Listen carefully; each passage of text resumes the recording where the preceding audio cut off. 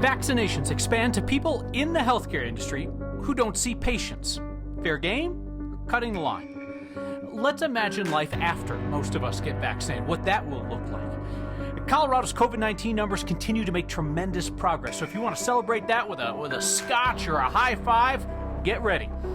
The governor explains why he doesn't want Coloradans directed to just one spot to sign up for the vaccine. And it is February in Denver. You know what that means. Sunbathing. All that is next. Just because somebody works for a hospital does not necessarily mean they work in a hospital.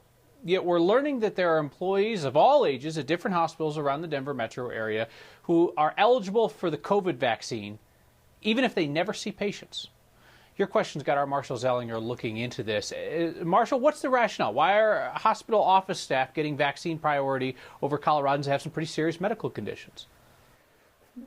Well, Kyle, in talking with some of the hospitals in the metro area today, it's because they might be needed to interact with patients at some point. There are people who work at hospitals who have jobs in office buildings away from the hospital itself, or they have jobs that allow them to work from home like you and me can. And they are people that hospitals are including in Phase 1B as frontline essential workers, just in case they're needed to be frontline essential workers. The idea is that during a surge, any of them could be called on site to help out in the hospital, cleaning rooms, helping with patient care, any of those things. So that's what we had in mind. And that is why we've always considered Denver Health, every employee here is an essential worker. This email went out a month ago to all Denver Health employees, letting them know vaccination appointments were being opened up to anyone who wants it. SCL Health also told me they've moved many non-patient facing associates into patient facing roles at certain points in their response. So it has been and remains critical to offer the COVID-19 vaccine to all of their associates, just like Denver Health. Even somebody in finance, they meet with patients face to face all day. IT, our information technology, and critical infrastructure for our medical record. We cannot do healthcare without having a medical record. They're inside the hospital all the time, sometimes in patient rooms. So are people who work at hospitals getting an unfair vaccination advantage just because they work at hospitals?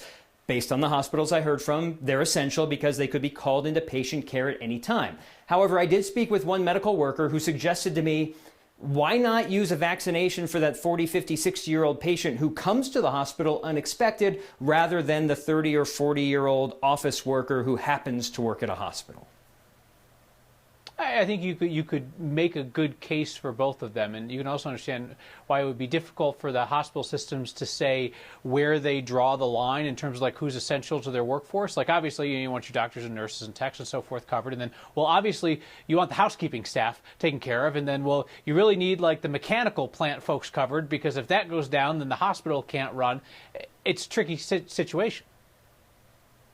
There's a new study that came out today, or that's been referenced today, that Dr. Price brought up to me, that said 20 to 49-year-olds continue the surge of COVID. So at some point, would it be smart to make the vaccination plan include 20 to 49-year-olds to stop the surge of COVID? And I know we've seen that vaccination plan alter a few times, and I just wonder if this study could perhaps cause that plan to be altered yet again. Yep. No, it's a continuing conversation we've had. You want the most at-risk people at the front of the line, but you also just really want a lot of vaccines going out as fast as they come in. Marshall, thank you. Hey, don't look now, but Colorado's creeping up toward double-digit vaccination percentages. I think we'll get there this week. More than 485,000 of our neighbors have received their first dose of the vaccine. That's the green part of the pie, rounds up to 9% of the state population. The light blue part of the pie, 3% of the population is fully vaccinated, and the rest of us are the Pac-Man part. 521 people are currently hospitalized with COVID in Colorado. That is down 8 patients from the day before, down more than 140 patients from this time last week. We are seeing sustained declines there. That's great news. We had an exceptionally low positivity rate yesterday. I mean, compared to what we've seen, 3.6%. Brings our weekly average down to what public health experts consider to be a manageable indicator level of 4.7%, coming back positive. Of course, the vaccine is not a permission slip for people to just go buck wild. Our Anusha Roy looks at how COVID precautions are going to stay with us to some extent, even as the vaccination rate grows. At a bird's eye view for those who are in between doses right now and even after receiving both shots, health experts say you still need to wear masks, wash your hands, social distance, and limit contact with people outside your home. After the first dose of vaccine, depending on which one you get, there's a little bit of a difference, but you're not at the 95% range. You're somewhere between 50 to 70% potentially protected, which means you can get COVID in between vaccines. Michelle Barron with UC Health said that it can still take at least 2 weeks after the second dose to reach that 95% threshold. And to keep in mind, especially now, the number of unvaccinated outnumbers those who have received the shot. Masking, the social distancing, we call that transmission control. And there's some data out of the School of Public Health that suggests that if we lose even 10%, we went from 80% to 70% transmission control, which we're already creeping down because I think people are feeling pretty good about having got the vaccine. The rates of hospitalizations double or triple. So your pandemic safe lifestyle should not change. The goal certainly is to decrease the number of cases and, more importantly, hospitalizations and deaths.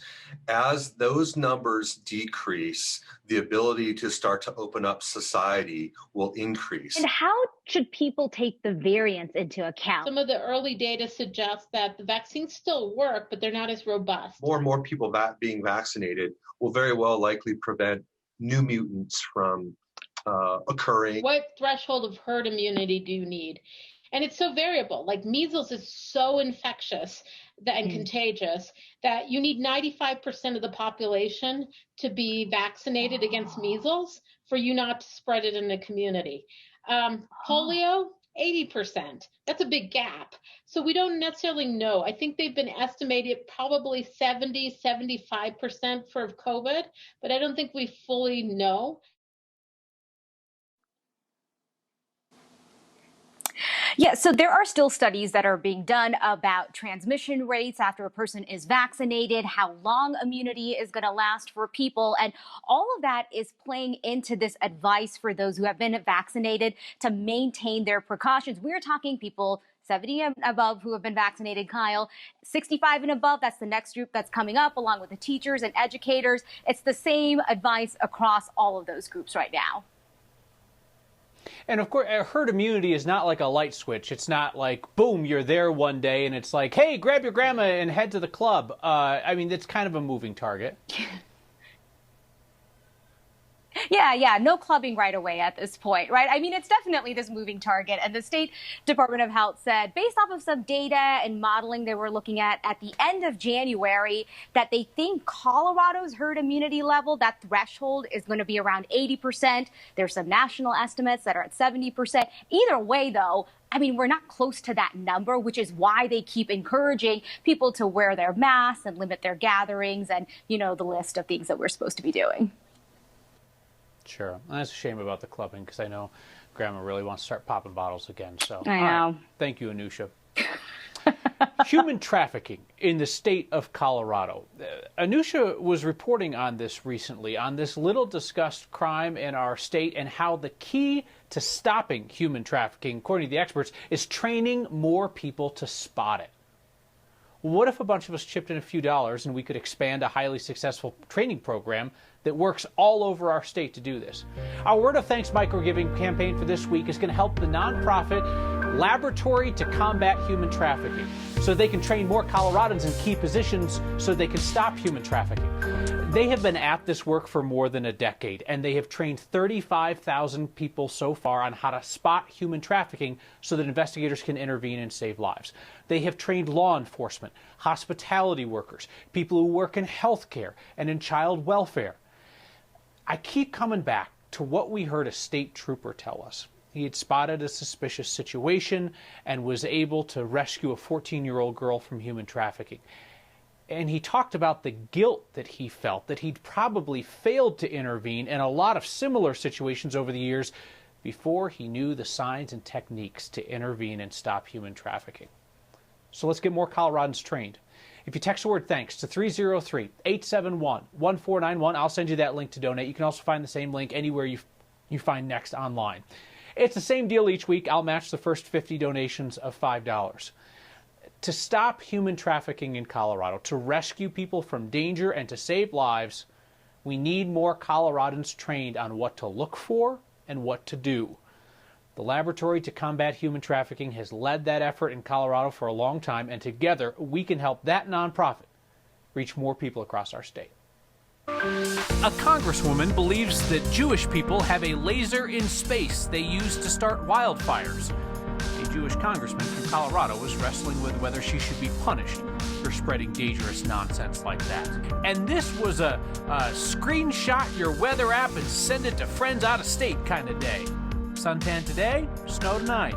More genius sunny day ideas next.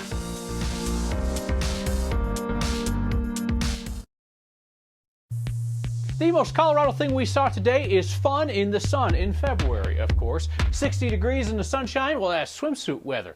Our viewer Sarah spotted these guys sunbathing poolside at their apartment in Central Park. They even brought out the sunscreen. That is a pro move. It also explains why we might see some sunburns in the snow this weekend. Send us the most Colorado thing you saw today by email or social media. Like the people out golfing when the ground was too frozen to even use a tee. Sandy and Edie used a beer bottle cap with the tee punched through it when they were out playing in Loveland last weekend. Cheers to ingenuity.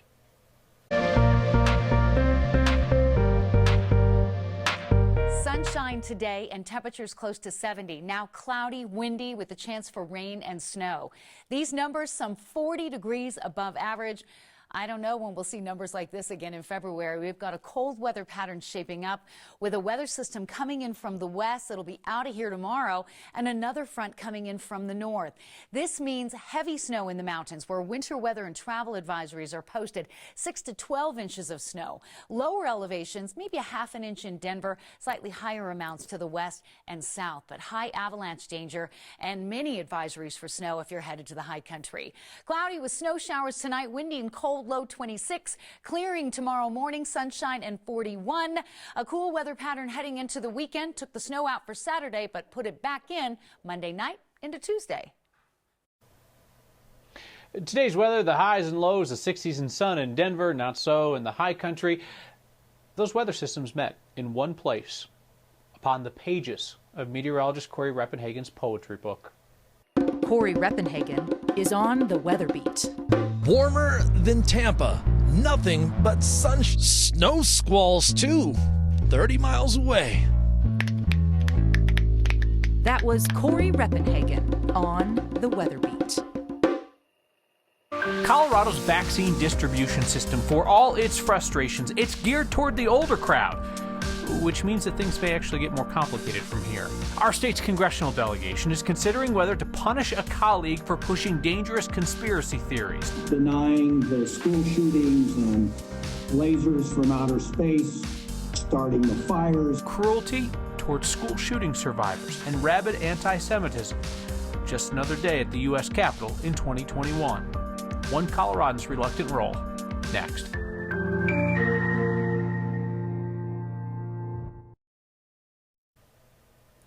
Colorado's Republican Congresswoman Lauren Boeberts expressed support for QAnon. That's the conspiracy theory that President Trump was going to round up and execute Democrats for eating babies. But Boebert is not the most bonkers member of Congress. That would undoubtedly be Republican Congresswoman Marjorie Taylor Greene of Georgia, who's down with the whole QAnon thing.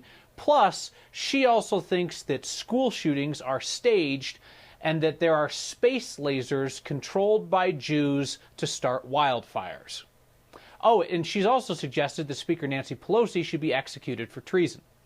Republicans in Congress won't take any action to limit their colleagues' power in Congress. So majority Democrats are going to vote tomorrow on whether to kick her off her committee assignments.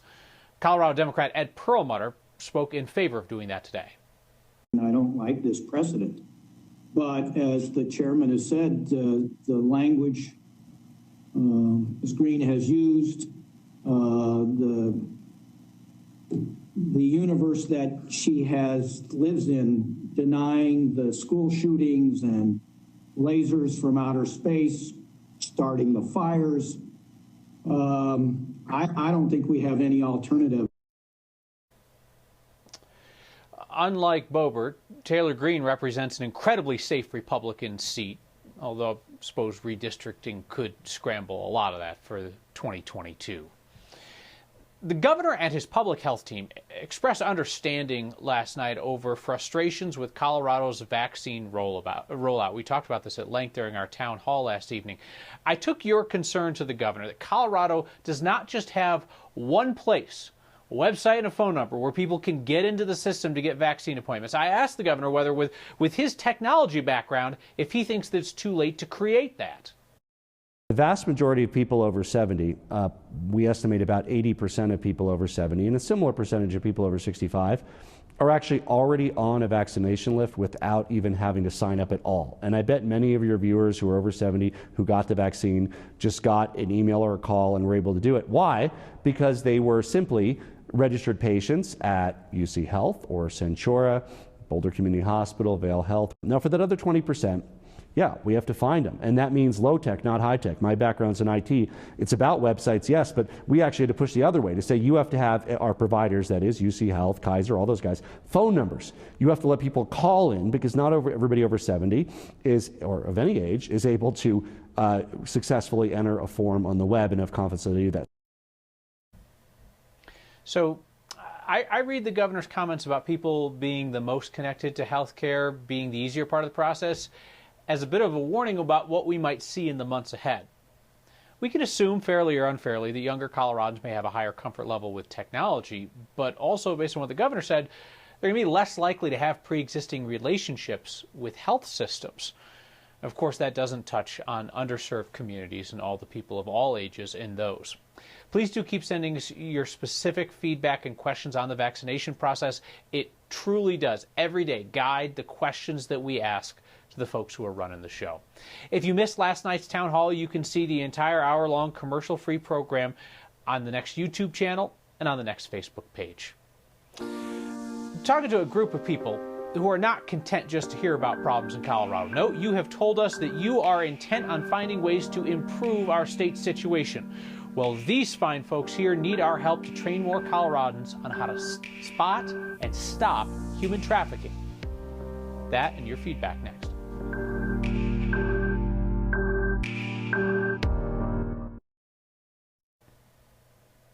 Human trafficking happens in our state. We know that because people are being rescued from it in our state. And the rescuers tell us the key to catching more of it often is to train people in how to spot the signs. Talking about law enforcement, healthcare workers, people in the hospitality industry. The nonprofit Laboratory to Combat Human Trafficking leads those training efforts across Colorado. So let's help them expand their training work through this week's Word of Thanks micro-giving campaign. If you text the word THANKS to 303-871-1491, you can join me and other Next viewers in giving a few dollars that really can be turned into some life-saving training. Judy's not pleased with us questioning the governor about the vaccine rollout. Says, quit blaming the government. They are doing the best they can. Judy, I don't think anybody's blaming the government, but we will always be asking questions on your behalf to make sure the process works smoothly. And Diana says, hey, I'm a grandma and I can't wait to pop some bottles with my fellow grandmas. Diana's my kind of girl.